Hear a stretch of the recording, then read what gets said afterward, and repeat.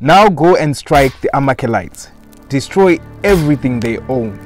You will not spare them, and you will kill men and women, children and babies, oxen and sheep, camels and donkeys. How did a God of love and mercy give us such a command? Greetings everyone. I hope you're doing great. My name is Isaac Yami, and today we are having a series called Bible Questions. And joining me is Bayard Parks. Welcome. Hey, thanks, Isaac. Nice to be with you. It's awesome all the time being with you. And you can introduce yourself to the audience who's going to watch so that they know a little bit about you. Oh, thanks. Well, we live in Beirut, Lebanon. I have two boys, and my wife and I have been married for 23 years now.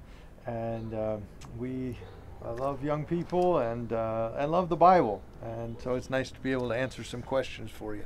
Lovely, lovely. And are you ready for today's questions? Not really, but go ahead. Okay, so we're going to dive into our first question. And our first question goes like this. This is being quoted from 1 Samuel 15 verse 3. And the question goes like, now go and strike the Amalekites, destroy everything they own. You will not spare them, and you will kill men and women, children and babies, oxen and sheep, camels and donkeys. How did a God of love and mercy give us such a command? Well, that's a good question, and certainly when we read through the Old Testament, different passages similar to that, stand out to us as a modern person. It doesn't seem to resonate with how we would operate, and so a couple things come to mind. First of all, is we recognize that it was a different time and a different era, different culture, and that the sins of the Amalekites were of such a nature that God gave this command. And one of the things that I think people fall into a trap is they don't necessarily look at that command in the context of who those people were and what they were doing. So we all know that humans are going to fall under judgment for what we do or don't do, and God has said that judgment will come. So it's not that we die, it's when we die, and God is simply giving judgment to the Amalekites early for what they were involved with. One of the passages that really brings clarity to this whole matter is found in the book of Genesis, chapter 15, and verses 13 through 15 tell a story of God speaking with Abraham, and God says to Abraham, you're going to go and pass away to your fathers, and I'm going to have you go and leave this land, and later this land will become yours. But it says, and I'll read it to you because it's so important for this subject. He says, I will also judge that nation whom they will serve. After that they will come out with great wealth. Speaking of Egypt. But you will go to your fathers in peace. You will be buried in a good old age. In the fourth generation they will come here again, for the iniquity of the Amorite is not yet full. And throughout the Bible, the Amorite and the Amalekite are both referred to as Canaanite people. So in both Numbers and Deuteronomy use those terms interchangeably.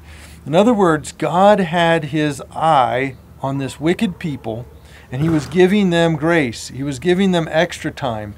He said, Abraham, I promised this land to you, but I'm not going to give it to you yet because I'm still working with this Canaanite people, and their cup is not full. In other words, there is a measure of grace yet for them. And I think that's really important. We see that in Jonah's work with the Ninevites. God knew to the very number how many people were in that city. We see him with Sodom and Gomorrah. Abraham's trying to barter them down, God down, and God knew exactly that who was in the city and how many righteous people there were.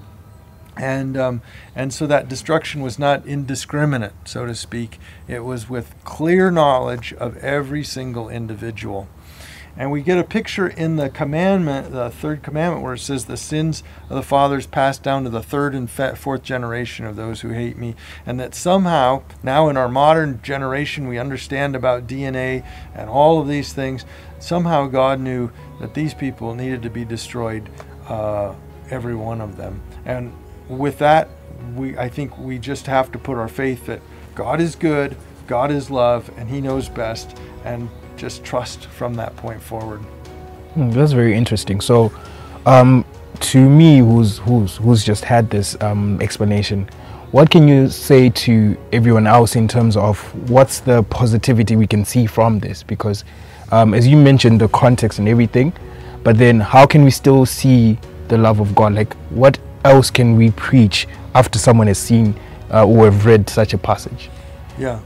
Well, I think one of the remarkable things is that God saves any of us, because we're all sinners, and the fact that we don't have to be destroyed. That's something that God has made a way that none of us have to be destroyed.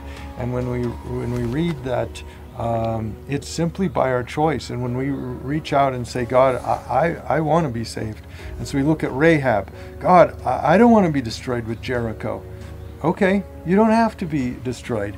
And that's the gospel that we all have, is that we can find a way out. And God makes a way, even to the prostitute who's in a city that's destined for destruction. God says, no, she gets salvation because she wants it. And that's all we have to have. We just got to want it. Very true. So what I'm getting is we do not need to be destroyed. Honestly, we do not need to be destroyed, and it's not meant for us to be destroyed. Yeah. So whatever we do, we have to always know that God has the best intentions for us. And I think we need to also remember that God is not the destroyer. Sin is the destroyer. God, obviously has power to destroy, but it's the sin living in us that He is going to destroy. And if we choose not to separate from that sin, then yeah, we're wiped out with that sin. But He makes every possibility for us to live eternally. Yeah, I love the last statement.